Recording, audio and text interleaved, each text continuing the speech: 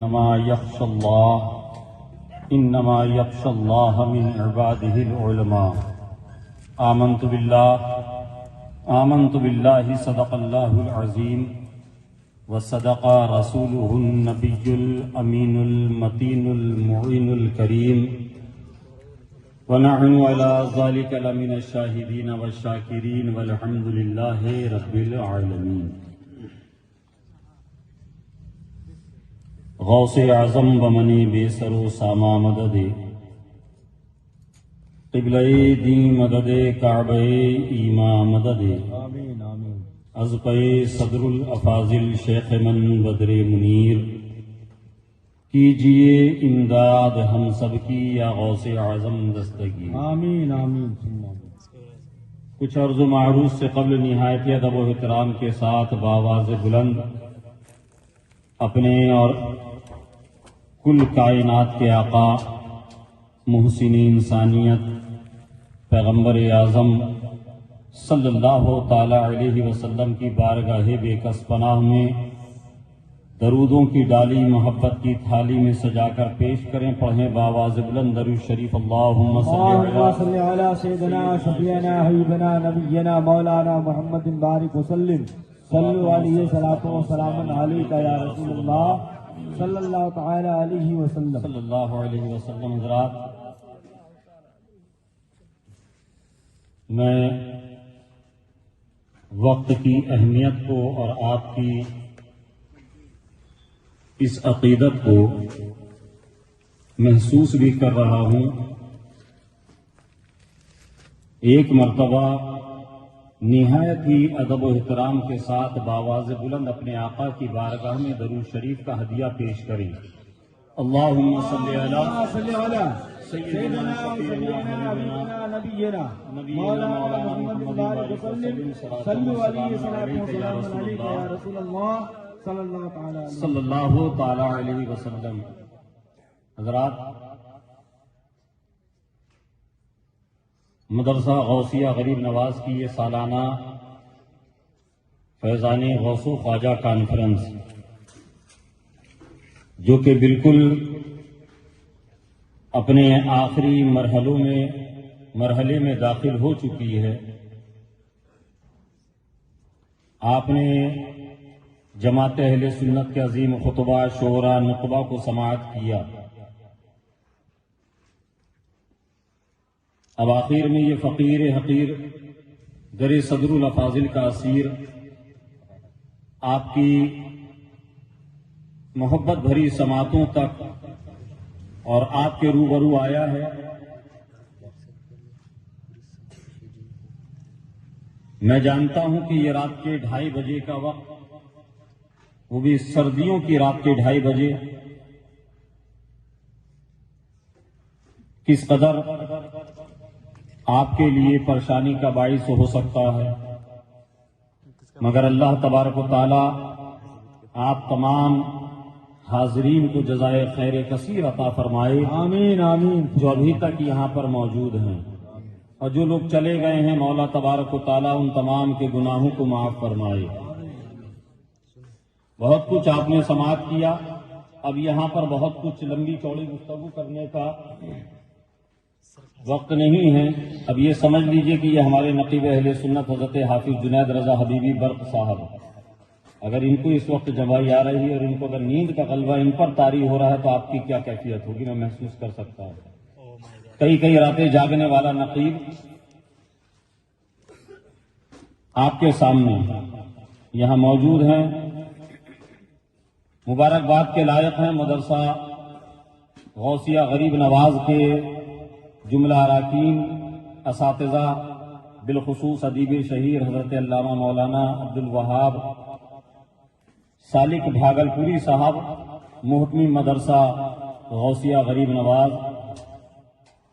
آپ تمام لوگوں کی مشترکہ محنتوں، کاوشوں اور کوششوں کا نتیجہ ہے کہ آج اللہ تبارک و تعالیٰ نے آپ کو یہ دن دکھایا کہ الحمدللہ آپ کے ہمارے محبوب ادارے مدرسہ غوثیہ غریب نواز کے 7 ہونہار طالب علموں کے سروں پر دستار علم سجائی گئی. اللہ تبارک و تعالیٰ ان تمام حفاظ کرام کو رسول پاک صلی اللہ تعالی علیہ وسلم کی سنتوں پہ عمل کرنے والا عالم دین و عمل بنائے. آمین آمین ثم آمین. ان کے چھوٹے بڑوں کو ان کی بہاریں دکھائے، ان کے والدین کو دارین کی برکتوں نعمتوں سے نوازتا رکھے.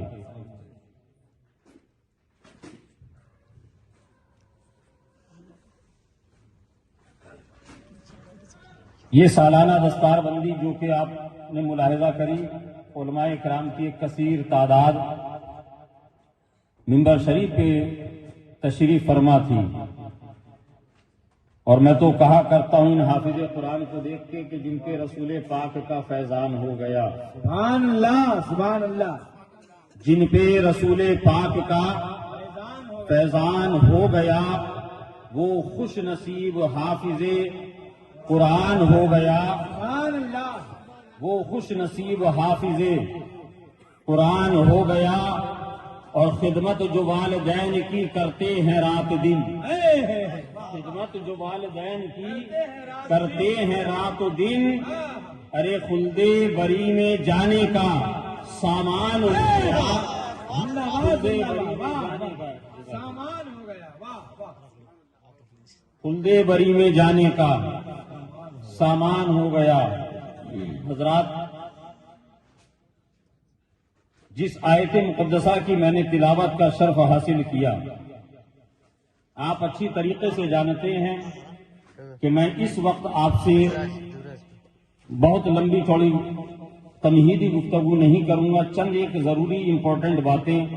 مولانا عبد الوہاب صاحب نے مجھ سے کہا تھا کہ حضرت اس مرتبہ زیادہ خطبہ کو نہیں رکھا ہے، انشاءاللہ آپ کا اس بار کم سے کم 1 گھنٹے کا خطاب ہوگا. لیکن رات کے اس حصے میں میں بھی آپ کے اوپر ایک دم مسلط نہیں ہوں گا. بس تھوڑی دیر میں انشاءاللہ اپنی گفتگو تمام کروں گا، پھر ہم اور آپ مل کر سبھی اپنے آقا کی بارگاہ میں صلاۃ و سلام کا نذرانہ پیش کریں گے. اللہ تبارک و تعالیٰ قرآن عظیم میں ارشاد فرماتا ہے انما یخشی اللہ من عبادہ العلماء. اللہ تبارک و تعالیٰ سے بے شک علم والے ہی ڈرتے ہیں. بے شک اللہ تبارک و تعالیٰ سے علم والے ہی ڈرتے ہیں. یہ اس آیت کریمہ کا مطلب و مفہوم اور ترجمہ جس کی میں نے تلاوت کی.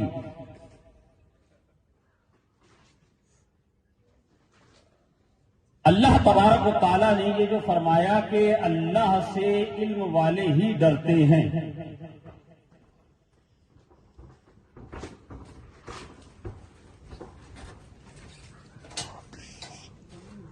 اللہ سے علم والے ہی ڈرتے ہیں.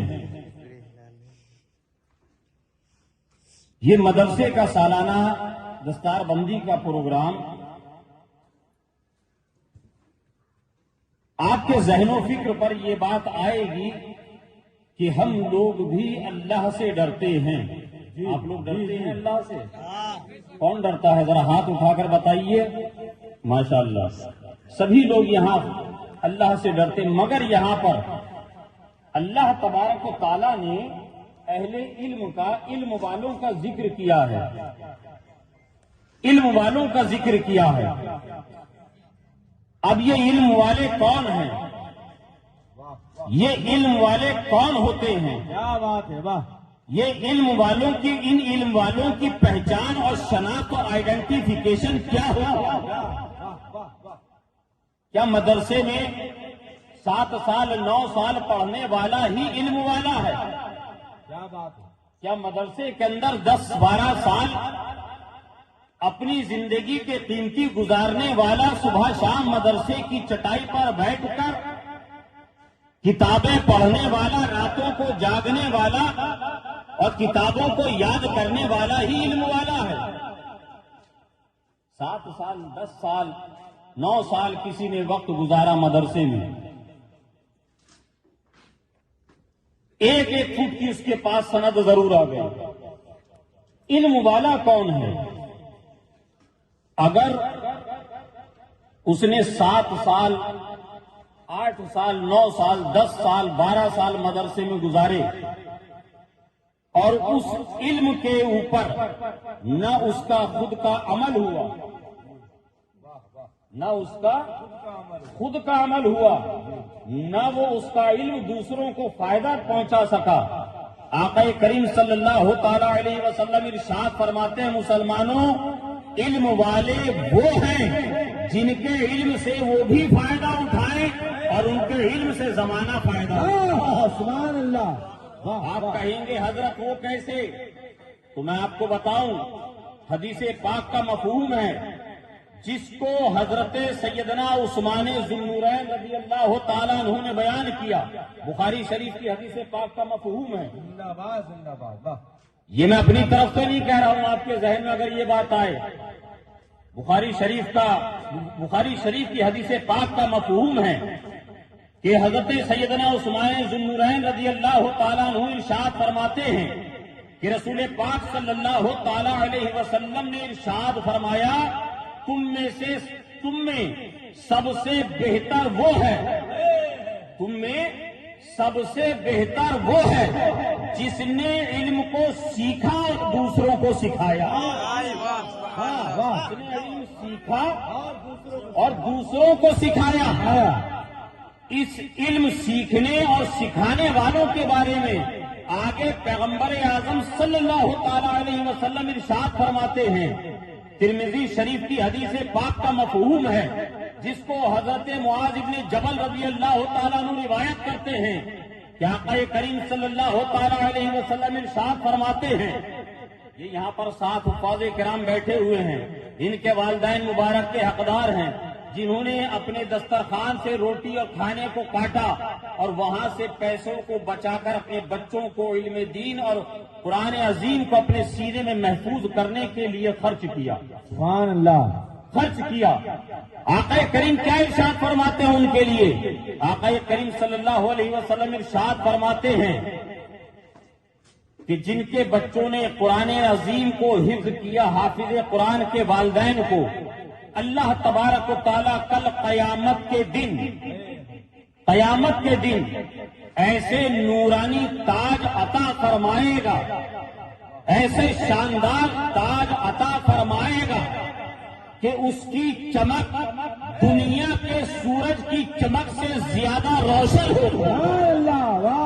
اتنا روشن اور اتنا چمکدار ہوگا، اس کے بارے میں محدثین فرماتے ہیں کہ وہ اس قدر روشن ہوگا کہ گویا آپ یہ سمجھ لیجئے کہ یہ دنیا کا سورج ہزاروں کلومیٹر کے فاصلے پر ہمارے اور آپ کے درمیان سے ہے، ہم سے اور آپ سے ہزاروں کلومیٹر کے فاصلے پر ہے، مگر اس کی چمک آپ دیکھیے پوری کائنات کو روشن کر رہا ہے، جی پوری دنیا کو روشن کر رہا ہے۔ آقا ارشاد فرما رہے ہیں کہ سورج کی روشنی سے زیادہ چمکدار ان حافظ قرآن کے والدین کے سروں پہ تاج رکھا جائے گا۔ سبحان اللہ۔ میدان محشر میں نفسی کا جہاں عالم ہوگا، وہاں لوگ جب ان والدین کو دیکھیں گے، ان لوگوں کو دیکھیں گے جن کے سروں پہ ایسے چمکدار شاندار تاج سجائے گئے ہیں، وہ پوچھیں گے انہوں نے کون سا عمل کیا تھا، انہوں نے کون سی ایسی نیکی کری تھی جس کی وجہ سے۔ لائف آپریٹر ہے، تھوڑا سا ایکو کم کر دیجیے، تھوڑا ایکو کم کر دیجیے۔ اہل محشر یہ سوال کریں گے، آخر انہوں نے دنیا میں اس بے خوف دنیا میں، آج کی اس بے خوف دنیا میں جہاں لوگ گناہ کو گناہ نہیں سمجھ رہے ہیں، جہاں لوگوں کو گناہوں پر لذت محسوس ہوتی ہے، جہاں پر لوگوں کو گناہ کرنے میں کوئی شرم نہیں آتی، ابھی ایک دن پہلے اس پوری دنیا کے اندر یوم بے حیا کے طور پر 14 فروری کو منایا گیا۔ یہ یوم بے حیائی کا دن جس کو آپ سیلیبریٹ کر رہے ہیں، جس کو ہمارے قوم کے بچے اور بچیاں سیلیبریٹ کر رہے ہیں، آپ جانتے ہیں کہ اس پر آپ کو کتنا سخت عذاب ہوگا. اس مجمع کے اندر بچے بھی ہیں، نوجوان بھی ہیں، ضعیف بھی ہیں. ایک سچی بات میں آپ سے کہہ رہا ہوں، بہت سارے لوگ آپ میں سے قرآن شریف پڑھنا نہیں جانتے ہوں گے، قرآن شریف پڑھنا آپ کو نہیں آتا ہے، مگر آپ کے پاس 15-20 ہزار روپے کا اینڈرائیڈ موبائل ہوگا. جی موبائل چلانا بری بات نہیں ہے. اگر موبائل چلانا برا ہوتا تو سب سے پہلے ہمارے علماء اس کو چھوڑ دیتے، ہمارے علماء اس کو استعمال نہیں کرتے، مگر اس کا غلط استعمال غلط برا ہے. اس کا استعمال آپ کیسے کر رہے ہیں؟ آج سے 5-7 سال پہلے، 10 سال پہلے تک ہمارے یہاں پر لوگ فساد بک اور واٹس ایپ کو نہیں جانتے تھے. چھوٹے چھوٹے موبائل نوکیا کے دوسری کمپنیوں کے لوگ چلاتے تھے، صرف اس پہ کام تھا ان کا فون آنا، ریسیو کرنا اور کال کرنا. یہی کام تھا. جب یہ ایک انقلاب آیا، جب دنیا ترقی کی راہوں پر گامزن ہوئی، سائنس اور ٹیکنالوجی نے ترقی کری، اللہ نے انسانوں کو عروج عطا کیا، یہ اینڈرائیڈ موبائل وجود میں آئے. آج بھی آپ ادھیڑ عمر کے اور ضعیفوں سے پوچھئے تو ان کو واٹس ایپ وغیرہ یہ سوشل میڈیا چلانا نہیں آتا ہے صحیح طریقے سے، جس طریقے سے نوجوان ہمارے چلاتے ہیں. جی باوجود اس کے وہ اس کا استعمال کر رہے ہیں. قاری جنید رضا حبیبی صاحب نے پوچھا کہ بھائی جان آپ کی 50 سال کی عمر ہو گئی، جہاں تک ہم جانتے ہیں 5-10 سال پہلے تک یہ موبائل مارکیٹ میں نہیں تھا، مگر آپ یہاں موجود تھے. جی جی آپ کی عمر اور آپ کے بالوں کی سفیدی یہ بتا رہی ہے کہ آپ تھے. آپ کے بعد یہ موبائل مارکیٹ میں ایجاد ہوا ہے، یہ مارکیٹ میں موبائل بعد میں آیا. تو جواب دیں گے حافظ صاحب صحیح کہتے ہیں آپ، پہلے ہم چھوٹا موبائل چلاتے تھے، بڑا موبائل ہمارے پاس نہیں تھا، مگر بچے اصرار کرنے لگے. کوئی دلی میں رہتا ہے، کوئی کلکتہ میں رہتا ہے، کوئی بمبئی میں رہتا ہے، کوئی بنگلور میں رہتا ہے. بھیا نے بھیج دیا، بیٹے نے بھیج دیا اور کہا کہ اس کو ابا رکھیے، اس کو بھیا رکھیے، ہم وہاں سے ویڈیو کالنگ کریں گے. واٹس ایپ اور آئی ایم او اور دوسرے سوشل ایپ کے ذریعے سے کیا فائدہ ہوگا؟ کم سے کم ہم آپ کو براہ راست دیکھ لیں گے جب آپ کی یاد آئے گی. دھیرے دھیرے آپ نے سیکھا کہ نہیں؟ آج وہ لوگ موبائل چلا رہے، اسکول میں نہیں گئے. حافظ جنید رضا صاحب نے پوچھا کہ یہ بتائیے، آپ نے موبائل کہیں چلانا سیکھا نہیں، آپ نے کہیں سے موبائل چلانے کی ٹریننگ نہیں لی، آپ نے اس کے ایپ ڈاؤن لوڈ کرنے کا کہیں سے تجربہ حاصل نہیں کیا. سیکھے کیسے؟ کہا کہ بچوں نے سکھا دیا، بچوں نے سکھایا تو ہم سیکھ گئے. اگر یہی حافظ جنید صاحب آپ سے پوچھ لیتے کہ بتائیے کہ آپ کو آیت الکرسی آتی ہے، آپ کو آیت الکرسی آتی ہے، آپ کو قرآن شریف پڑھنا آتا ہے، آپ کہیے گا کہ حافظ صاحب ہم بوڑھے ہو گئے، ہم کہاں سیکھیں گے؟ ہم نے پڑھنا مدرسے میں نہیں سیکھا، ہم مدرسہ نہیں گئے، ہمارے والدین بہت غریب تھے، ہمیں کہیں پڑھا نہیں سکے. بچپن سے ہی، کم عمر سے ہی ہم نے محنت مزدوری کرنا شروع کر دیا تھا. میرے بھائی، یہ آپ کا یہ ایکسکیوز پیش کرنا، یہ آپ کا حافظ صاحب کو جواب دینا، حافظ صاحب کو تو مطمئن 1 منٹ اور 1 لمحے کے لیے کر سکتا ہے، مگر یاد رکھیے گا جب کل قیامت کے دن آپ سے آپ کا رب سوال کرے گا اور آپ جب یہ کہیں گے، آپ سے سوال کیا جائے گا آپ نے چہرے پہ داڑھی کیوں نہیں رکھی؟ علماء منبر رسول پر کھڑے ہو کر محراب و منبر سے آپ کو دعوت دیتے تھے، اے لوگوں مصطفیٰ کی سنتوں پہ عمل کرو، مصطفیٰ جان رحمت صلی اللہ تعالی علیہ وسلم کی سنت سے اپنے چہرے کو سجا لو. تو نے عمل نہیں کیا، تو نے دنیا میں داڑھی نہیں رکھی. علماء کرام بیان کرتے رہے، اے لوگوں اللہ کی اس مقدس کتاب قرآن کو صرف گھر کے ٹاپ میں رکھنے کے لیے مت رکھو، بلکہ کبھی کبھی کھول کر اس کی تلاوت بھی کرو. ایک پارا نہ صحیح، ایک پورا رکوع نہ صحیح، کم سے کم چند سطرے ہی روزانہ اس کو پڑھ لیا کرو، کچھ نہ آئے سورہ اخلاص پڑھ لیا کرو، سورہ کوثر پڑھ لیا کرو۔ آپ کہیں گے اے مولا ہم دنیا داری میں، ہم بال بچوں کی تربیت میں ایسے مصروف ہو گئے، ہمیں پڑھنے کا موقع نہیں ملا، ہم یہ پڑھ نہ سکے، ہم نے یہ تعلیم حاصل نہیں کی۔ مولا ہم پڑھنا نہیں جانتے تھے، پڑھنا نہیں جانتے تھے، اس لیے نہیں پڑھ سکے۔ تو آپ سے سوال ہوگا، کیا تم نے اپنے نبی اعظم صلی اللہ تعالی علیہ وسلم کا فرمان عالی شان نہیں سنا تھا کہ علم دین کا حاصل کرنا ہر مسلمان مرد اور عورت پہ فرض ہے؟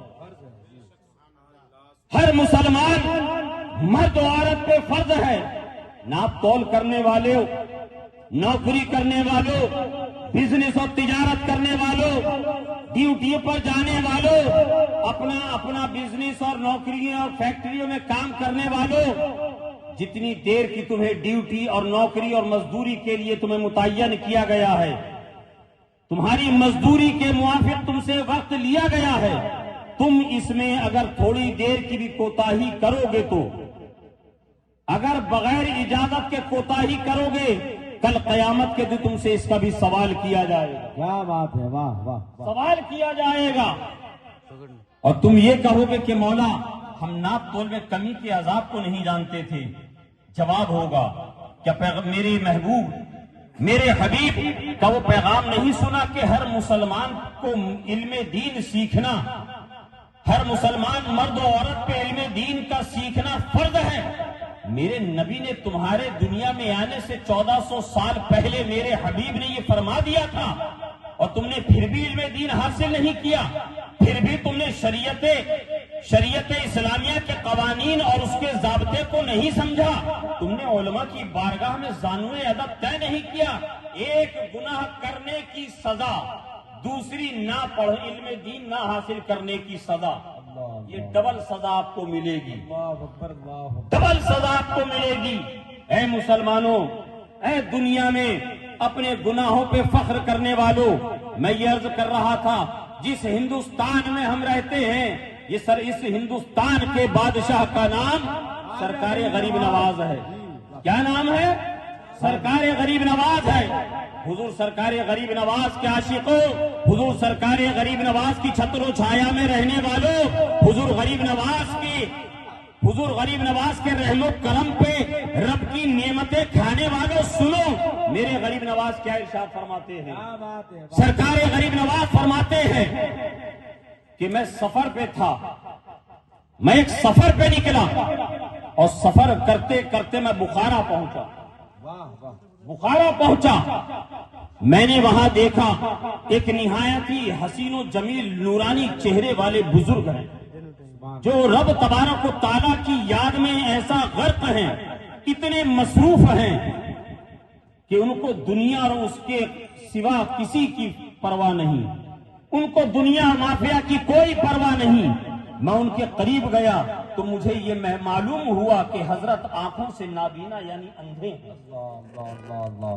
فرماتے ہیں ان کے چہرے کے تقدس دیکھ کر شب بیداری، اور لبوں کو دیکھ کر ان کی چمکتی ہوئی پیشانی کو دیکھ کر قرآن عظیم کی تلاوتوں اور سجدوں کی چمک محسوس کر رہا تھا۔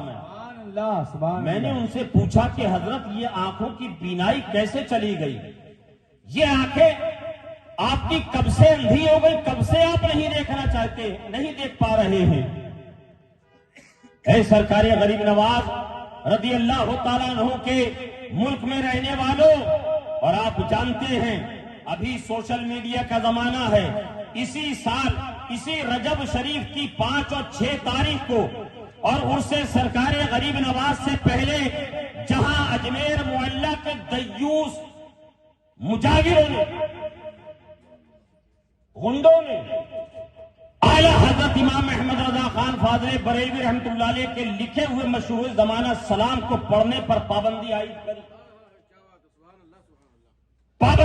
کری، وہی وہاں کے بے غیرت مجاور، دیوس مجاور کھڑے ہو کر عورتوں کے ساتھ ڈھولک کے اوپر ناچتے ہوئے صاف نظر آ رہے ہیں۔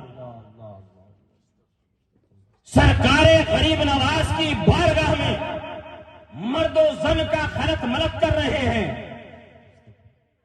جو ڈھولک بجوا رہے ہیں، جو بازار میں ناچنے والی عورتیں ہیں، جو بازاروں میں ناچنے والی عورتیں ہیں، ان کو وہاں پر بٹھا کر ان کی دستار بندی کی جا رہی ہے۔ میرے پاس ثبوت جو موجود ہے، ویڈیو موجود ہے میرے پاس۔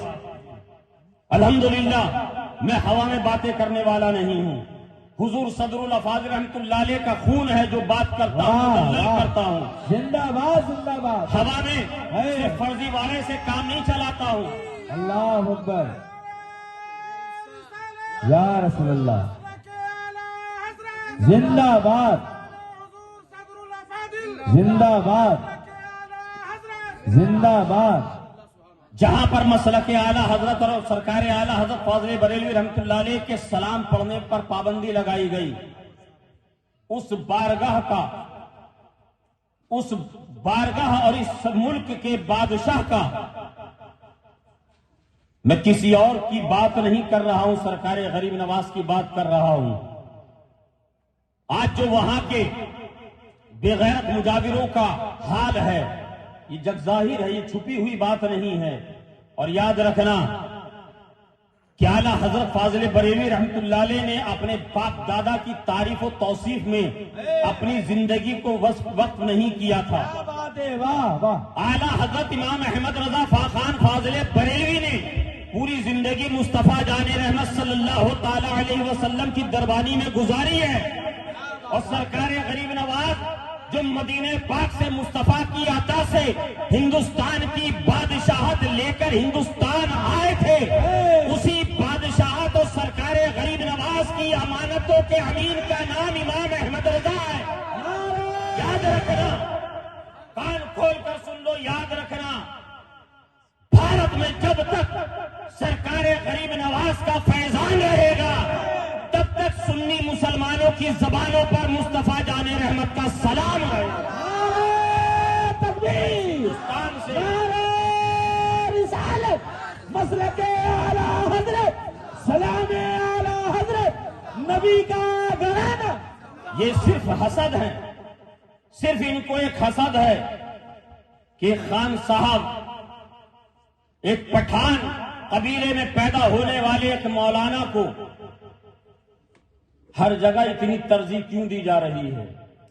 ابے بغیرتو، تم نے اگر اپنے جس دربار میں رہتے ہو اس دربار کی وفاداری کی ہوتی، اور الحمدللہ جو کر رہے ہیں سارے خدام ایسے نہیں ہیں، سارے خدام میں ہم کئی کو ایسے جانتے ہیں جن کا اٹھنا بیٹھنا سنت رسول کے مطابق اور موافق ہوتا ہے، بے شک بے شک، جن کو دیکھنے کے بعد، جن کی بارگاہ میں، جن کے پاس زانو ادب طے کرنے کے بعد تھوڑی دیر ہی میں آپ کے دل کی دنیا بدلتی ہوئی نظر آتی ہے، دنیا کی محبتیں باہر دل سے نکلتی جاتی ہیں، سرکار غریب نواز کا فیضان اور شریعت مصطفیٰ کے عرفان آپ پر کھلتے جاتے ہیں۔ ایسے ایسے بھی خادم ہیں، جی جی جی، مگر میں ان بغیرتوں کی بات کر رہا ہوں، میں ان کی بات کر رہا ہوں جو گانجا خور ہیں، میں ان کی بات کر رہا ہوں جن کو پہلے لوگ کھلے ہوئے نہیں بلکہ چھپے ہوئے رافضی شیعہ کہتے تھے، جو صحابی رسول کے گستاخ ہیں، جو رسول پاک صلی اللہ تعالی علیہ وسلم نے جن کے بارے میں دعا کی، مخصوص دعائیں جن صحابہ کے بارے میں کی ہیں، ان میں ایک جلیل القدر صحابی، خوش نصیب صحابی، وحی الہی پر مصطفیٰ جان رحمت صلی اللہ علیہ وسلم کے امین، امیر المومنین، سلطان المسلمین، حضرت سیدنا امیر معاویہ رضی اللہ تعالیٰ عنہ کی ذات ہے، جن کی شان میں سرور چشتی جیسا بغیرت اول فول بول رہا تھا، سرور چشتی جیسا بغیرت انسان اول فول بول رہا تھا۔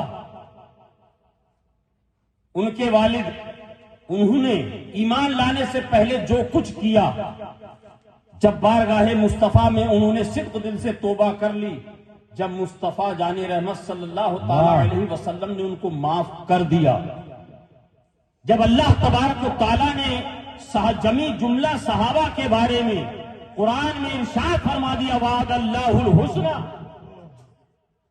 اللہ تبارک و تعالیٰ نے تمام صحابہ سے جنت کا وعدہ فرمایا، سبحان اللہ سبحان تمام اللہ۔ صحابہ سے جنہوں نے 60-50 سال سرکار کی بارگاہ میں خدمت میں رہے ان کے لیے بھی، اور جو چند لمحوں کے لیے آئے اور ایمان پر جن کا خاتمہ ہوا ان کے لیے بھی اللہ تبارک و تعالیٰ نے جنت کی بشارت کا وعدہ کیا ہے۔ یہ وہ سرکار غریب نواز نے جب ان سے پوچھا کہ حضرت یہ آپ کی بینائی کیسے چلی گئی، اور اے مسلمانوں اس بات کو یاد رکھنا، کان کھول کر اس بات کو اپنے دل کے نہا خانوں میں اس کو قید کر لینا۔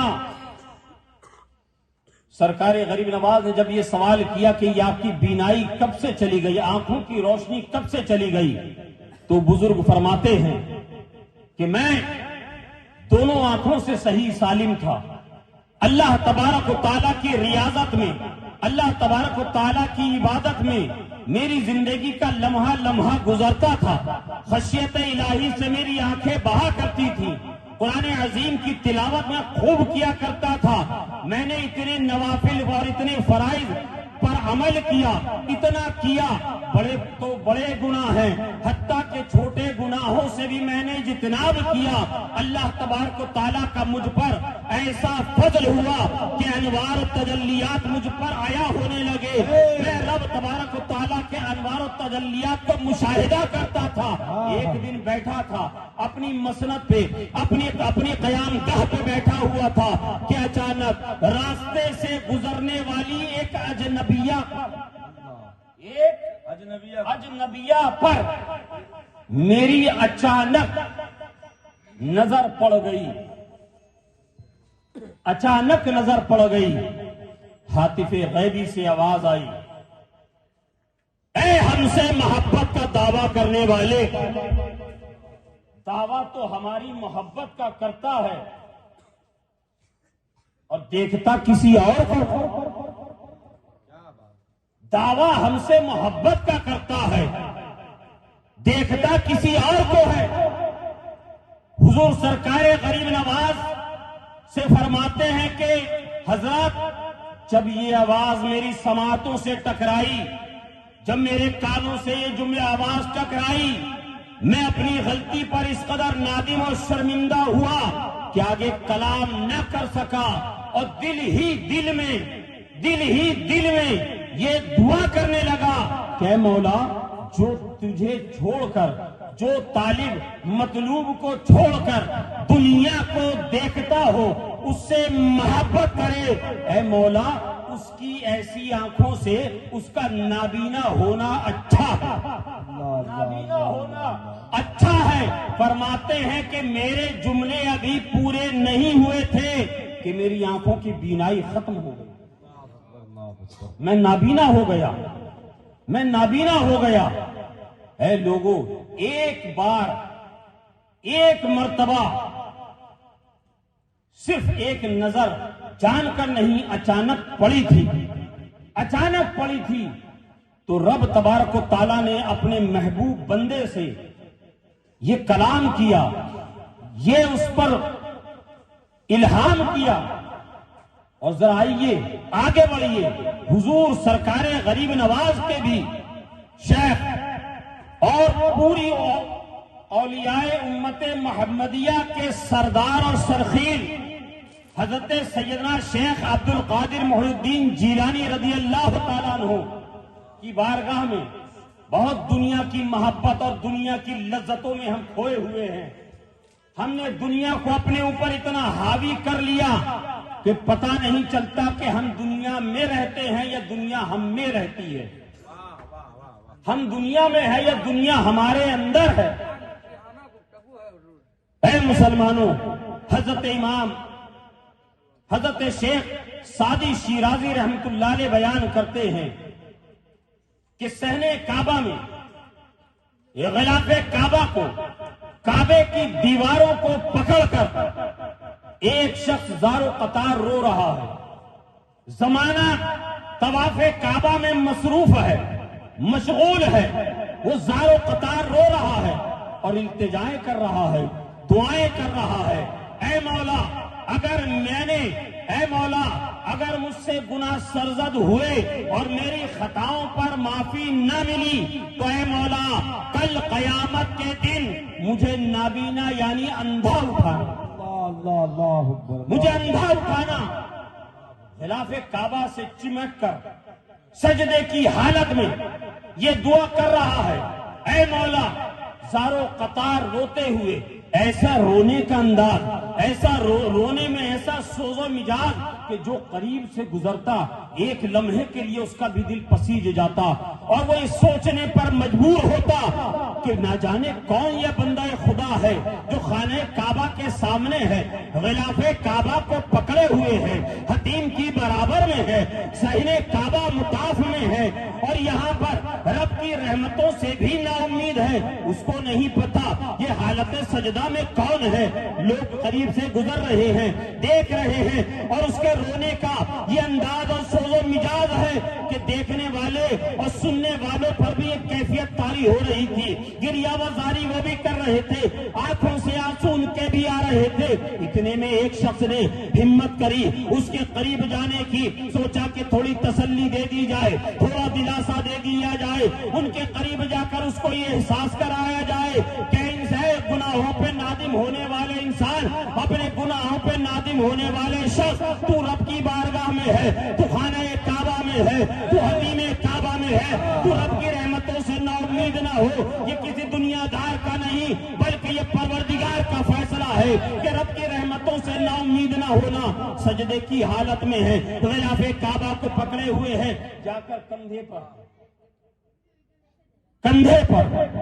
دستک دی، ہاتھ رکھا کہ تاکہ میری موجودگی کا ان کو احساس ہو جائے اور یہ اپنی پیشانی کو، اپنے چہرے کو سجدے سے اٹھائیں تو میں ان سے کچھ گفتگو کروں۔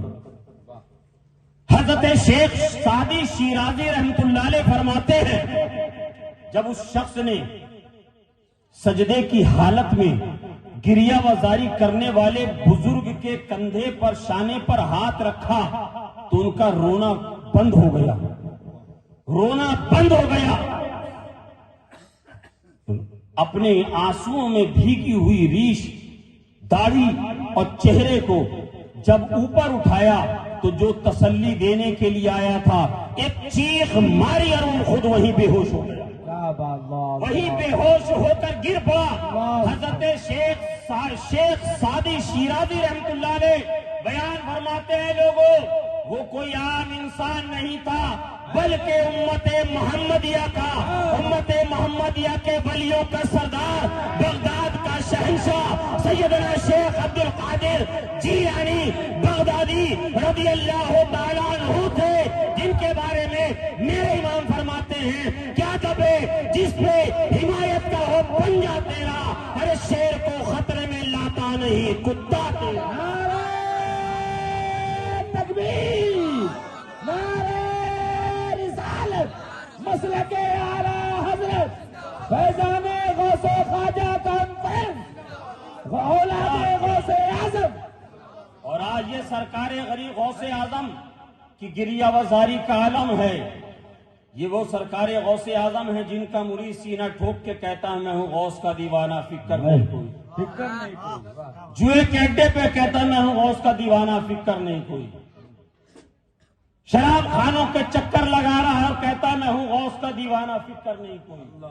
اس کو نہ آخرت کی فکر ہے، نہ اس کو قبر کے عذاب کی فکر ہے، نہ اس کو اللہ کی بارگاہ میں کل قیامت کے دن پیش ہونے کی فکر ہے۔ صبح سے لے کر شام تک جھوٹ بول رہا ہے، اپنے بھائی کا حق مار رہا ہے، کہہ رہا ہے میں غوث کا دیوانہ، فکر نہیں کوئی۔ کیوں؟ معذرت کے ساتھ اہل محراب و منبر سے ہمارے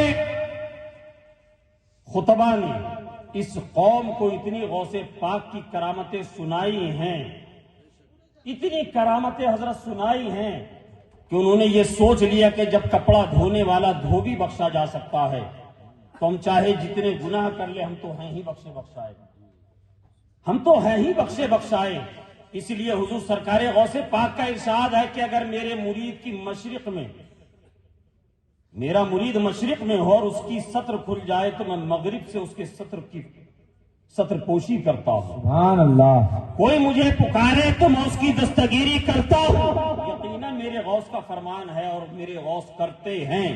آج بھی جو دل سے پکارتے ہیں میرے غوث اس کی امداد کو آتے ہیں, میرے غوث اس کی مدد کرتے ہیں. مگر تم نے یہ سوچا ہے کل قیامت کے دن جب تم اپنے دادا پیر کی بارگاہ میں پیش کیے جاؤ گے, جب تم اپنے دادا پیر کی بارگاہ میں پیش کیے جاؤ گے تو تم یہ گناہوں میں ملوث اپنے کردار اور نامہ اعمال کو کس منہ سے سرکار غوث اعظم کی بارگاہ میں پیش کرو گے؟ اللہ اللہ اللہ. تم کیسے میزان عمل پہ اپنے اعمال کو پیش کر کے یہ کہو گے کہ میں ہوں غوث کا دیوانہ؟ حکم ہوگا کیا تو نے اپنے پیر و مرشد کے اپنے قول کو نہیں پڑھا تھا کہ حضور سرکار غوث پاک فرماتے ہیں کہ میں نے جب زمانہ طالب علمی میں جیلان سے بغداد کا سفر کیا تھا, میری والدہ جب مجھے خرچہ بھیجا کرتی تھی, جو میرے پاس پیسے آتے تھے میں فقراء غربا اور مساکین میں تقسیم کر دیتا تھا. جی. خود کئی دن تک فاقے کرتا تھا, بھوکا رہتا تھا اور علم دین حاصل کرتا تھا. جب بھوک شدت اختیار کر لیتی تھی, حضور غوث پاک فرماتے ہیں میں بغداد کے بیابانوں میں چلا جاتا, جنگلوں میں چلا جاتا, وہاں کے درختوں کے پتوں کو کھاتا. فرماتے ہیں میں کھنڈرات میں چلا جاتا بغداد کے, جو لوگ بچا ہوا کھانا وہاں پر چھوڑ آتے تھے, باسی سوکھا کھانا, حضور غوث پاک فرماتے ہیں میں اس روٹی کے ٹکڑوں کو پانی میں بھگو کر کھاتا تھا. علم دین حاصل کرتا تھا, مگر علم دین پاتا تھا. اور حضور غوث پاک فرماتے ہیں عبد القادر نے اتنا پڑھا, اتنا علم سیکھا اور پھر اتنا علم سکھایا کہ اللہ تبارک و تعالیٰ نے عبد القادر کو مقام غوثیت کبریٰ عطا فرمایا. نعرہ تکبیر, مقام غوثیت نعرہ رسالت. اعلیٰ حضرت فرماتے ہیں قسمیں دے دے کے کھلاتا ہے پلاتا ہے تجھے, قسمیں دے دے کے کھلاتا ہے پلاتا ہے تجھے, تیرا اللہ تیرا چاہنے والا تیرا. اے مسلمانوں, رب تبارک و تعالیٰ فرماتا ہے کہ اللہ سے علم والے ہی ڈرتے ہیں. اس لیے مسلمانوں, اگر آج تک تم نے علم دین حاصل نہیں کیا, اگر تم نے مدرسے میں تعلیم حاصل نہیں کری, تم نے کسی عالم دین حافظ قرآن کی بارگاہ میں زانو ادب طے نہیں کیا, تمہاری عمر کچھ بھی ہو, 15 سال ہو, 25 سال ہو, 40 سال ہو, 60-65 سال ہو, تم سے اس کا سوال ضرور ہوگا قبر میں, حشر کے میدان میں تم سے سوال ہوگا. یہ یہاں پر ان علماء کو ایکسکیوز پیش کر کے نکل جاؤ گے, یہاں پر ان کو یہ بتا کے چلے جاؤ گے وقت نہیں ملتا ہے, بڑی سخت نوکری کر رہے ہیں, بڑی ٹائٹ ڈیوٹی کر رہے ہیں. یہ یہاں ان کو تسلی دے سکتے ہو اس لیے کہ ان کا کام تمہیں بار بار بتانے کا ہے, بار بار سمجھانے کا ہے. اے لوگوں, ابھی بھی وقت ہے, ابھی بھی وقت ہے, اپنے گناہوں سے توبہ کرو, اپنے گناہوں سے اپنے رب کے حضور سچے دل سے توبہ کرو, اپنے مرشد اعظم سرکار غوث اعظم کے وسیلے سے توبہ کرو. میرا رب اتنا کریم ہے, میرا رب اتنا رحیم ہے, خود فرماتا ہے انہو ہوا التواب الرحیم, بے شک اللہ تبارک و تعالیٰ توبہ کو قبول فرمانے والا ہے, بڑا رحم فرمانے والا ہے. سچے دل سے اپنے رب کے حضور جھک جاؤ, سچے دل سے اپنے رب کی چوکھٹ پہ آ جاؤ.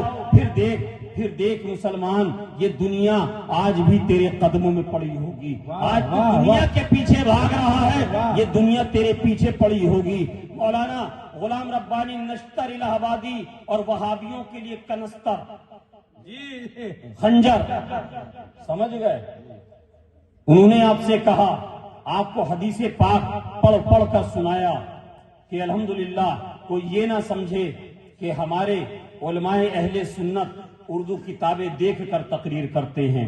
یہ وہ لوگ ہیں جو اردو کی کتابیں لے کے چوراہوں پہ کھڑوں کے تبلیغ کرتے ہیں. الحمدللہ ہمارے علماء آج 14 صدیوں سے یہ روش ہے، جو بھی کہا ہے علل اعلان کہا ہے، جو بھی کہا ہے ببانگے دہل کہا کیا بات ہے، واہ واہ، کی چوٹ پہ کہا ہے، چاہے تختہ دار ہو، چاہے وہ آرام دہ مسند ہو، کیا جب بھی بات ہے۔ کہا ہے وہی کہا ہے جو پیغمبر اعظم صلی اللہ علیہ وسلم نے ارشاد سبحان فرمایا، اللہ، وہی کہا جو اللہ اور اس کے رسول نے فرمایا ہے، فرامین کے مطابق ہی کہا ہے، اس کے خلاف نہیں کہا ہے۔ اے مسلمانوں، وقت ہے سچے دل سے اپنے رب کے حضور توبہ کرو۔ آئیے ہم اور آپ مل کر سچے دل سے اپنے رب کے حضور توبہ کرتے ہیں، مل کر پڑھیے استغفر اللہ ربی من کلی ذنبیوں واتوب الیہ۔ اے اللہ، ہماری خطاؤں اور لرزشوں کو معاف فرما، ہم تیرے حضور سچے دل سے توبہ کرتے ہیں، تیرے حبیب کے وسیلے سے، تیرے محبوب کے محبوبوں کے وسیلے سے مولا حاضر ہیں۔ مولا تو رحیم ہے، مولا تو کریم ہے، مولا تو ستار العیوب ہے۔